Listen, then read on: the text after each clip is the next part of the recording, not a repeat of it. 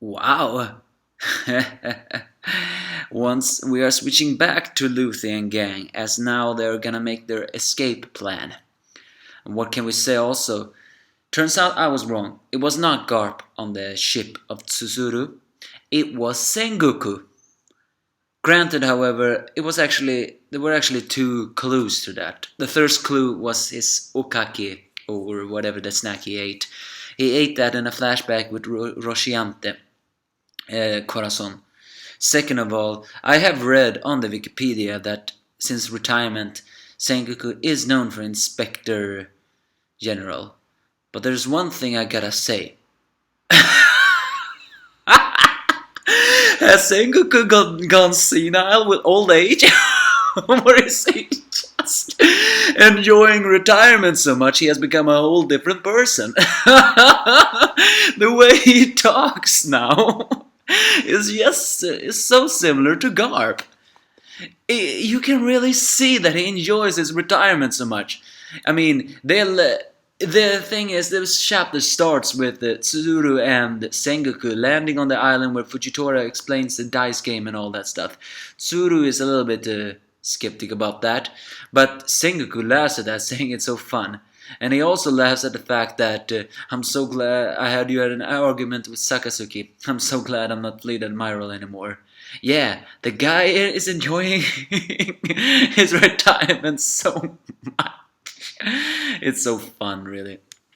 But then it turns out that somehow Prince Mancheli has been going around the country asking for donations. Does that mean the dwarfs have actually shown themselves? And also, the funny thing is that Tsuru is actually pretty enthralled. I mean, capitated by Mancheli. Turns out she's absorbing life force from willingly people in order to heal the more desperate in needs for real healing. And elsewhere, it has not been revealed that Rebecca married Prince.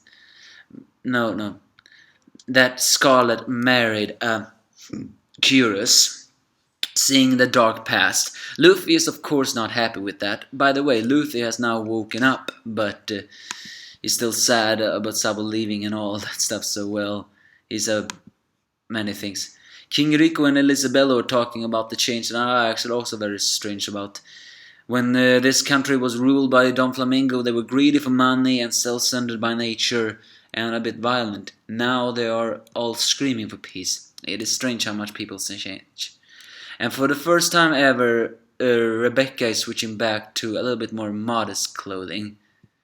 She's of course not her own happy with the rumors that have been spreading around the place. But this day now, Fujitora rolls the dice again. And this time, it is the number where, you know what, where he must capture Luffy. So the Marines make their move. In the house, the Bellamy appears and of course stunned by the Straw Hats. Sorry has told him to go on with it. He tells everybody that the Marines are on the move. And in order to escape, they are gonna do a place where where they have been planning for the last couple of days. It's apparently the Luffy's allies are also waiting over there, including Cavendish and Sai. A bit of a funny side is, another side is when Law hears that Sengoku is here, one can almost guess what he is thinking. I think he really want to meet Sengoku himself and asking, what did you think of Don Quixote Rosciante, whatever. But they are waiting at a place where the boat is taking them, so the Straw Hats leave Kuros' house together with Bellamy, and although a bit angry that he survived, apparently he also survived thanks to Law. I guess he used the surgeon and the dwarfs. But well, seems that Law and Bellamy are gonna join up together because they are fighting it out.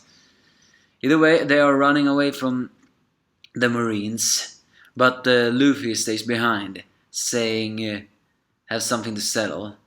Rebecca, of course, doesn't want Luffy to leave just yet because she needs to thank him.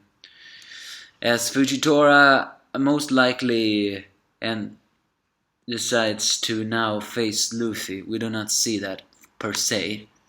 The chapter ends. As I said before, the funny thing was Sengoku now enjoying his retirement to the fullest. I never expected him to do that. But this could maybe turn out that the huge burden of becoming a fleet admiral made Sengoku a hardened and ruthless person. But in the end, when he enjoyed his retirement, he just let all of that go and enjoyed life. Similar to how Garp always took things so casually.